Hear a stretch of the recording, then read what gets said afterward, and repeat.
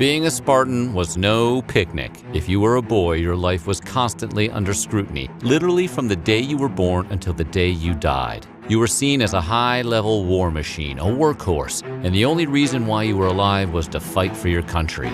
When you weren't fighting for your country, you were training to fight for your country. In short, you were bred for battle. Boys birthed into the Spartan state were under scrutiny practically from the moment they were born. Not long after a woman gave birth to a boy, the infant was taken to a garrisia, a council of leading elder Spartans, where it was inspected like livestock.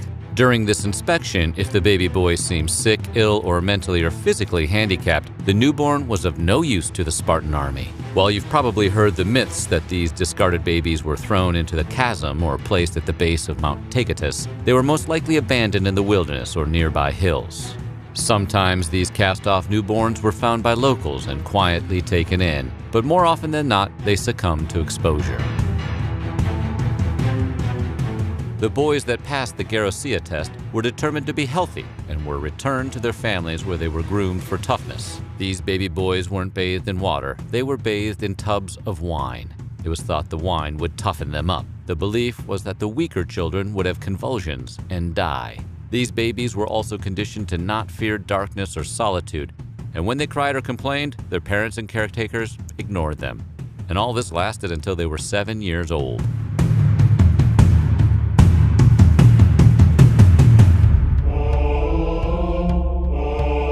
Life was pretty rough for a Spartan boy the first 6 years of their lives, but it was the best years of their lives compared to how they were treated by the state, which owned them once they turned 7 years old. This was the age where the real military training began. At 7, the male child was enrolled in the agoge under the authority of the paidnomas, a Spartan term which translates to a boy herder. This boy herder was a magistrate charged with supervising the education of these young Spartan warriors. The agoge was split into 3 divisions: the paids, which were made up of boys aged 7 to 17, the paidskois, aged 17 to 19, and the heboi, aged 20 to 29. Some sources indicate that there were subdivisions by year, even within these classes. In the early paid stage, Spartan boys undergo an intense training regimen. Through this 10-year course, they were forged into fearless warriors, schooled in survival tactics like hand-to-hand combat, war strategizing, and hunting. Female Spartans weren't subjected to quite the same program, but they were trained in dance, gymnastics, and javelin throwing, so they would be strong, healthy mothers. After all, Spartan women were in charge of giving birth to the healthiest future warriors possible. No pressure, no pressure, no pressure.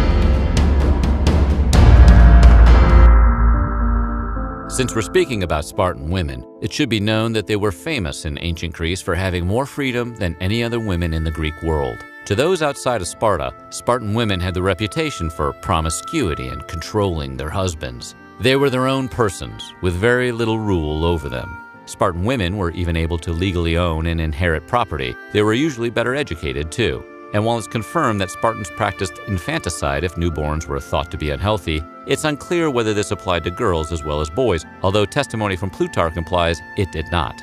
But instead of being turned over to the state for military training like the boys, it's likely that girls were simply given back to their mothers immediately after birth.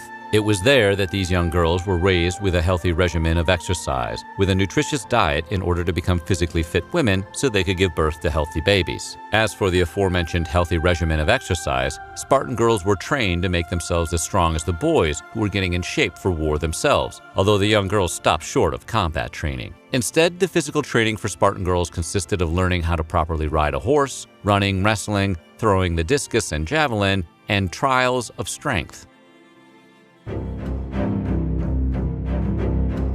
When you think about it, it makes sense. The Spartan soldiers abstained from heavy drinking because getting loaded would ruin their sole purpose in life, which was to serve the Spartan army. A wasted soldier was a useless soldier, so Spartan children were taught at an early age that heavy drinking was for slaves only.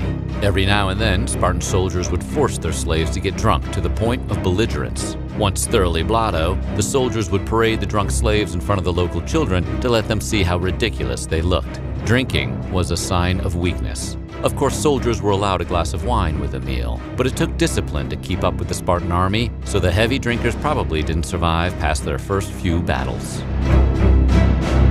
Being a Spartan at 7 years old meant that you were scrutinized all the time. In regards to clothing, each future soldier was given one garment a year to wear, a red cloak. This was in part a way to prevent the children from gaining too much weight. If you got fat and couldn't figure out how to clothe yourself with what you were given, then the only way to fit in their garment was to exercise and eat less. And these boys didn't even get footwear until they graduated into official military service. The children were forced to walk barefoot, even through the snow. The idea was to harden the bottom of their feet so calluses would form so they can march for miles under any condition. The mess halls also underserved portions to the boys, which were slightly less than filling to promote athletic figures, which always kept them slightly hungry. Plus, if you were fat, then you became a pariah and ran the risk of being banished.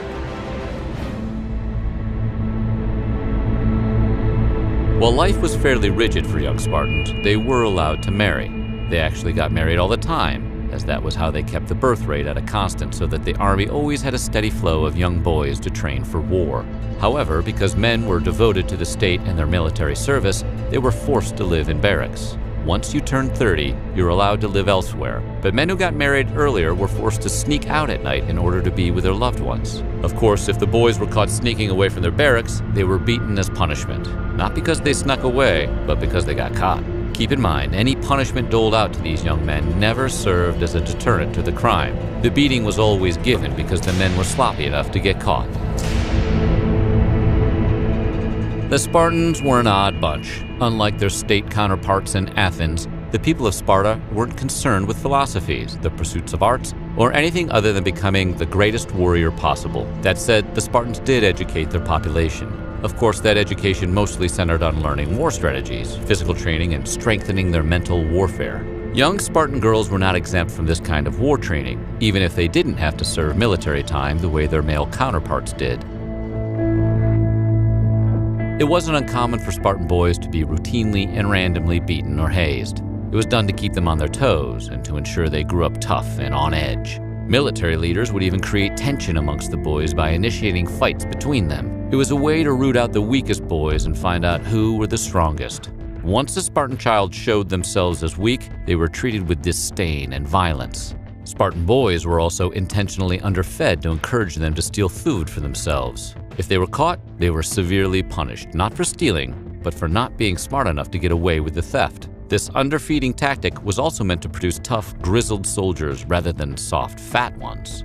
Scarce rations also let the boys get used to hunger, and this prevented those hunger pains from being a problem during battle later in life.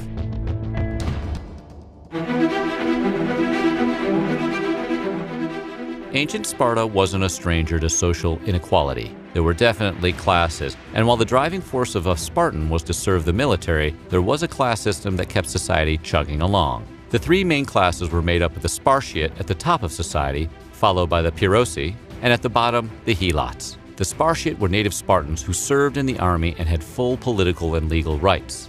This class could trace their ancestry back to the original or first inhabitants of the city. They also enjoyed all of the political and legal rights of the state. They were also the only ones who could participate in politics. They served in the military, led the military, and ran Sparta. Basically, the Spartiate ran the show. Next on the social food chain were the Pyrrhosi, who were often foreigners. They were the traders and blacksmiths who produced weapons and armor for the military. The blue-collar Johnny Lunchboxes of Sparta. They were taxpayers, they had rights, and they could own land. They even had the right to learn how to read and write. The Pyrrhosi served in the military too, just as everyone else. The Pyrrhosi weren't warriors, though. They were in charge of the trade and communication with Sparta's neighbors. To be honest, life wasn't all that bad for members of the Pyrrhosi. Of course, the lowest class of the three were the Helots, who acted as servants and farmers doing menial tasks. And make no mistake, the Spartans hated the Helots. The Helots came from what the Spartans called Helos. Helos was south of Sparta, but due to Sparta's booming population, Sparta expanded its territory when they came to the village of Helos. The Spartans then invaded this village, decimating the people and keeping many as prisoners. Eventually, the Helots became Sparta's slaves, though they could earn their freedom by joining the military. Not that it mattered. Even if a Helot earned his freedom, they were still treated like animals.